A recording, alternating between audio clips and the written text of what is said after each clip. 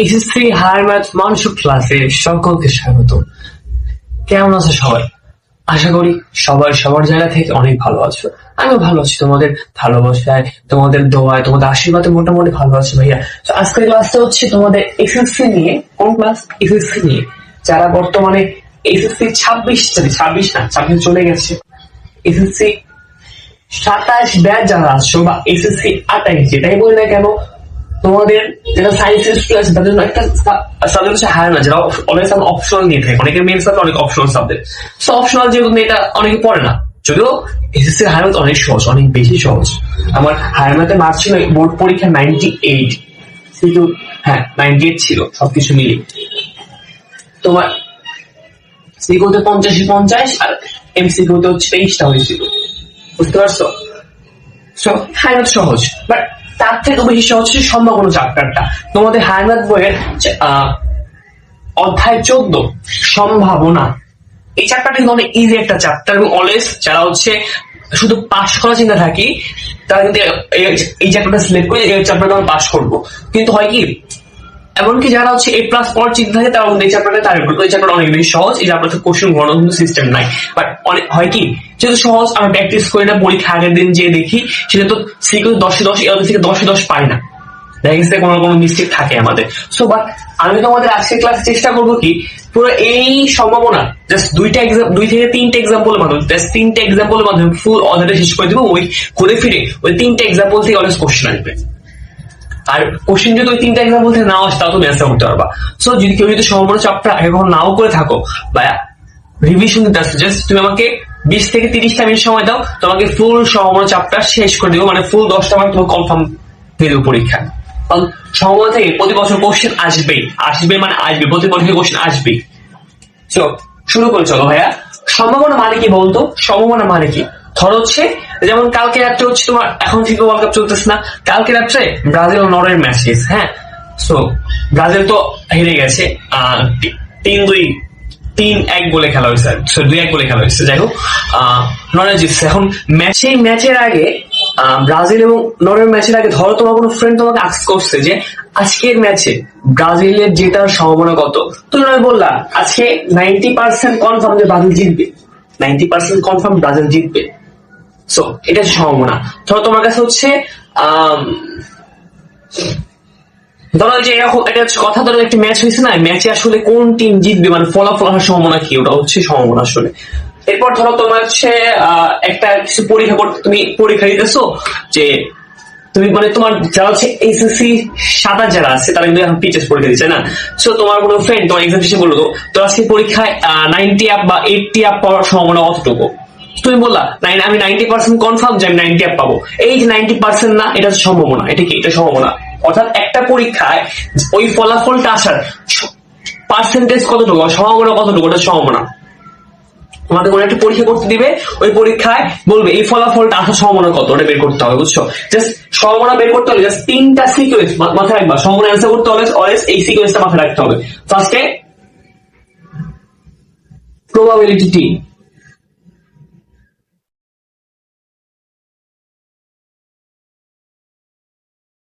এরপর নমুনা ক্ষেত্র,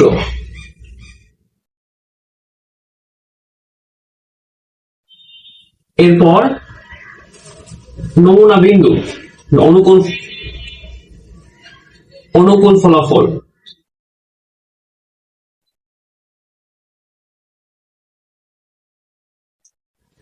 এরপর সম্ভাবনা।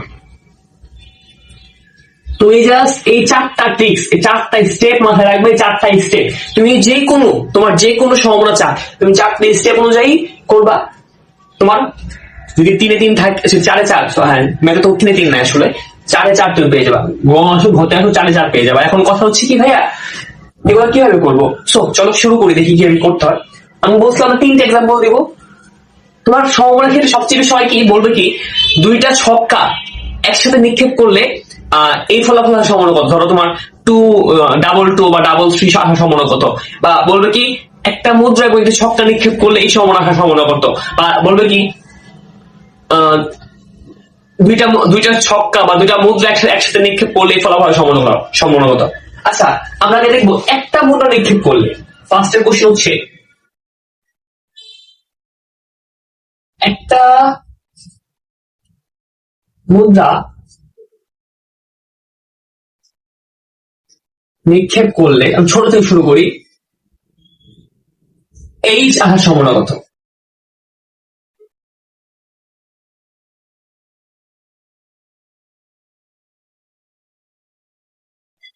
তাই না? এটা হচ্ছে আমার কোশ্চেন, ধরো একটা কোশ্চেন। এখন কি বলছে, একটা মুদ্রা, মুদ্রা মানে কি, এই যে মুদ্রা, মুদ্রা, হ্যাঁ মুদ্রা নিক্ষেপ করলে এই আসার সম্ভাবনা কত? এখানে এইচটা কি? এইচ মানে হচ্ছে হেড।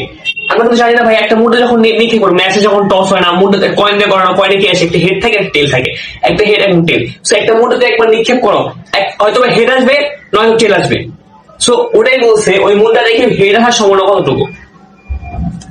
তো এটা ছোট, অনেক ছোট, এমসিকিউ তো এমসিকিউ না, এটা বেসিক দিয়ে শুরু করলাম তোমাকে। আসলে দেখো, ফার্স্ট লিখবা, ওটা লিখে নেবে তোমরা, একটা মুদ্রা নিক্ষেপে করলে এই জাহাজ, মানে একটা মুদ্রা নিক্ষেপ করলে প্রবাবিলিটি, একটা মুদ্রা নিক্ষেপে প্রবাবিলিটি, এটা হচ্ছে প্রবাবিলিটি। সো এটা হচ্ছে একটা মুদ্রা, এটা কি ভাইয়া? এটা হচ্ছে মুদ্রা। এই মুদ্রায় কয়টা অ্যান্সার আসবে? একটা হচ্ছে কি আসবে, একটা হেড আসবে, একটা টেল আসবে না? সো হেড আর একটা টেল, তাই না? একটা হেড আসবে, একটা টেল আসবে। এখন এই যে হেড আর টেল, এগুলো কি বলতো? এগুলো হচ্ছে এই দুইটা ফলাফল আসবে, এই মানে একটা মুদ্রা করলে এগুলো হচ্ছে কোনো ফলাফল আসবে না। সো যে এগুলো হচ্ছে নমুনা বিন্দু, এগুলো হচ্ছে নমুনা বিন্দু আর নমুনা ক্ষেত্র। লিখবা, এরপর লিখবা নমুনা ক্ষেত্র।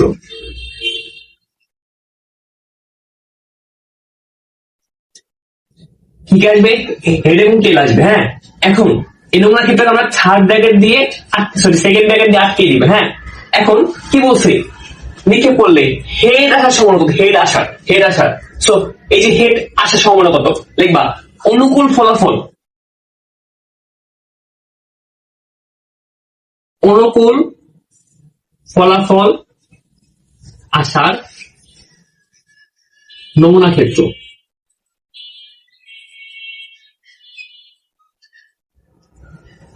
অনুকূল ফলাফল মানে কি? অনুকূল ফলাফল মানে কি? হেড চাইছে, হেড আসার সম্ভাবনা নমুনা ক্ষেত্র। এখানে হেড আছে, একটাই আছে না?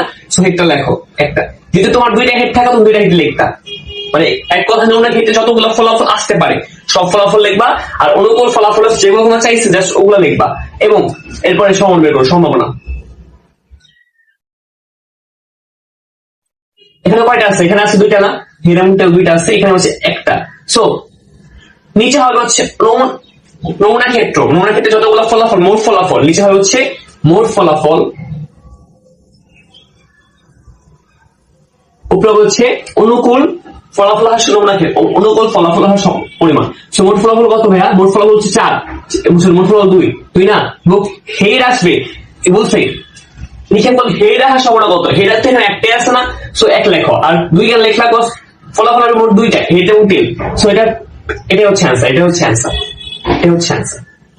বুঝতে পারছো? আশা করি বুঝতে পারছো ভাই। এখন পরেরটা বলতে কি,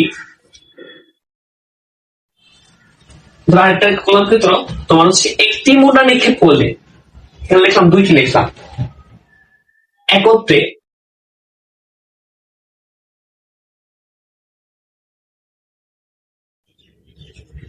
দুইটি মুদ্রা নিক্ষেপ করলে এইচ, এখান থেকে আমরা তিনটে সম্ভাবনা বের করবো। হ্যাঁ,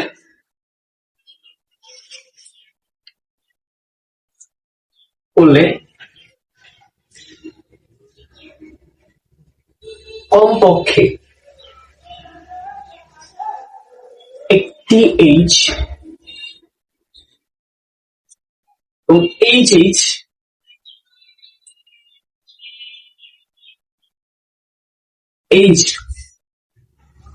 ওটি, এইচ অথবা টি। এখন জাস্ট একটা কোশ্চেন দিয়ে আমরা জাস্ট এই চারটা কোশ্চেন সলভ করবো, আর এই জাস্ট যা যা বোঝা দরকার সব বোঝা হয়ে যাবে। হ্যাঁ, সো কি বলছে, দুইটা মুদ্রা নিক্ষেপ করবো, একত্রে দুইটা মুদ্রা, একটা মুদ্রা ফার্স্ট, একটা মুদ্রা নিক্ষেপ করি, মুদ্রা এক। দেখো মুদ্রা এক, ঠিক আসবে, হেড আসবে, একটা টেল আসবে, তাই না? একটা হেড আসবে, একটা টেল আসবে। তো এখন আবার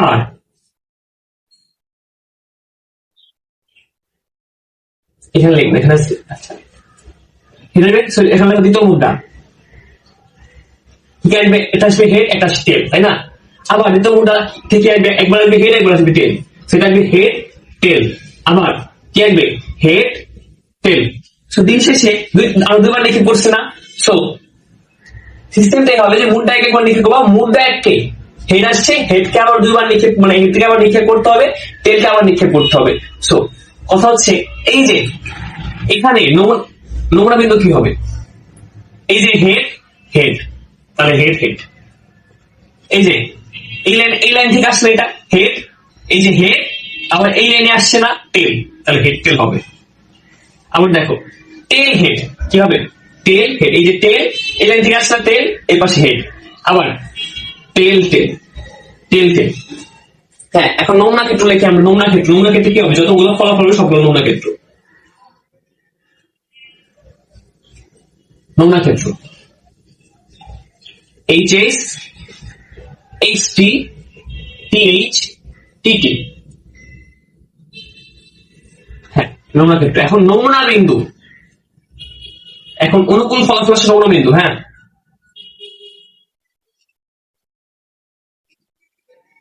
অনুকূল ফলাফল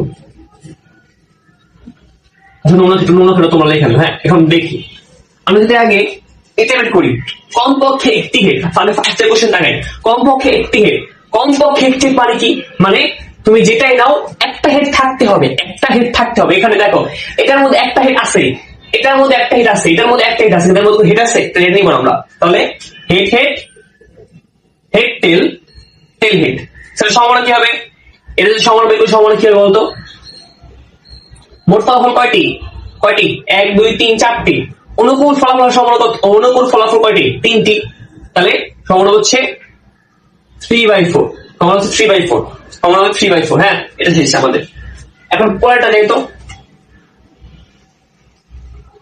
পরেরটা বলছে কি ডাবল হেড, ডাবল হেড সম্ভাবনা কত, ডাবল হেড আছে কয়টা, এখানে একটা আছে না, একটা আছে, তো অনুকূল ফলাফল কোনটা, অনুকূল ফলাফল হচ্ছে ডাবল হেড, সম্ভাবনা হচ্ছে এই যে এখানে 1, মোট ফলাফল তাহলে 1/4 হবে, সম্ভাবনা হচ্ছে 1/4। আমরা ক্যালকুলেশন করে দাও, দেখো দেখো ক্যালকুলেশন করতে এটাই আসবে। সো এরপরটা যাই ভাই, এরপরটা হচ্ছে হেড ও টেল, হেড ও টেল বলছে, এই যে বলবা অথবা ও এর মধ্যে, অথবা ও এবং, এটা যদি অথবা বা এবং যেটাই হোক, অথবা এবং এর মধ্যে তফাৎ বুঝবা, অথবা এবং বলছে হেড ও টেল, হেড ও টেল বা হেড এবং টেল মানে কি, হেডও থাকতে হবে, টেলও থাকতে হবে, তার মানে কি কোনটার মধ্যে, এটার মধ্যে হেড আছে, হেড আছে, টেল আছে নাই, এটা নিব আমরা, এটার মধ্যে হেড আছে, টেল আছে, এটা নিব আমরা, হ্যাঁ এটা নিব আমরা, এবং এটার মধ্যে হেড আছে, টেল আছে, এটা নিব। টেল টেল হবে না, কারণ হেড টেল আছে কিন্তু হেড নাই, হেড ও টেল বলছে মানে কি হেডও থাকতে হবে, টেলও থাকতে হবে। এটা অনুকূল ফলাফল কি হবে, হেড হেড